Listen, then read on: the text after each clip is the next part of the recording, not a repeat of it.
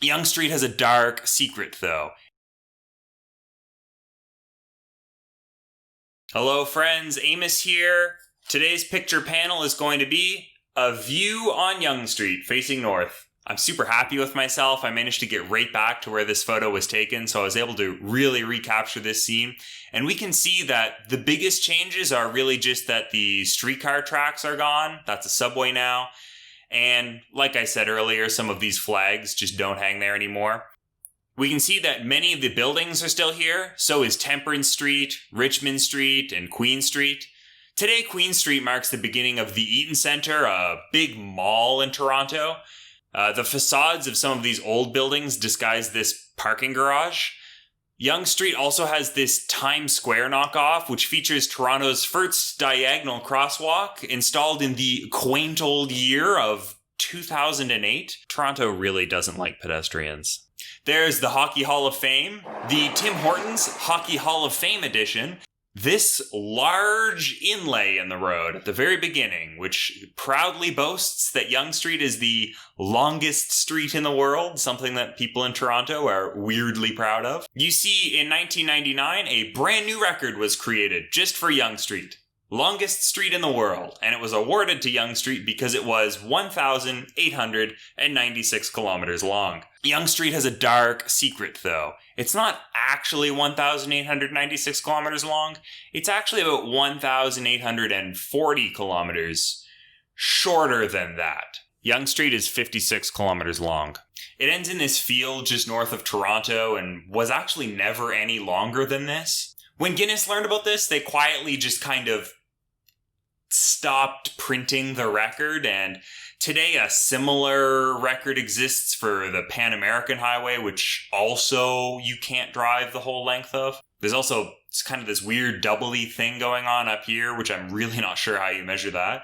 Does just sort of any route that's continuous count? Could I just make a spiral?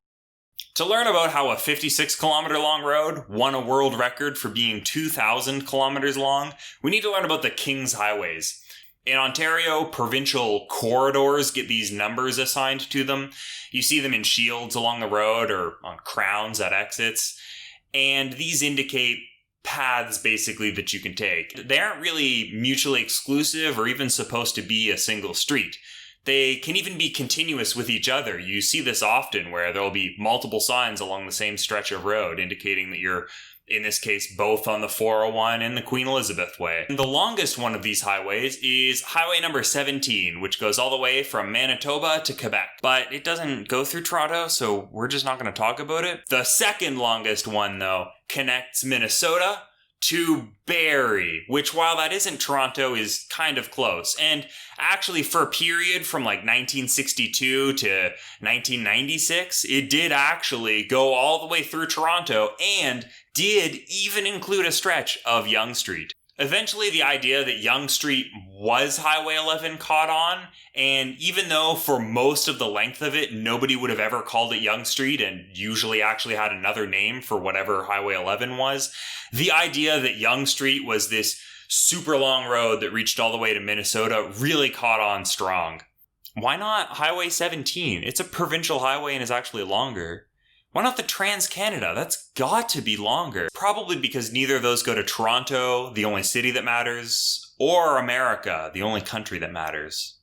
Today, there are even people who will boast about having driven the entire 1,800 kilometer length of Yonge Street, and there's even a Toronto-style Yonge Street sign.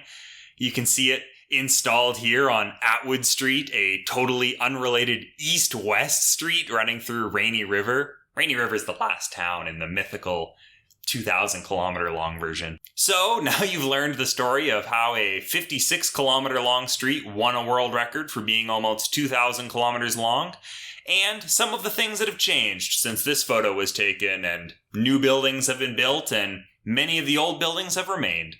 Have a beautiful day.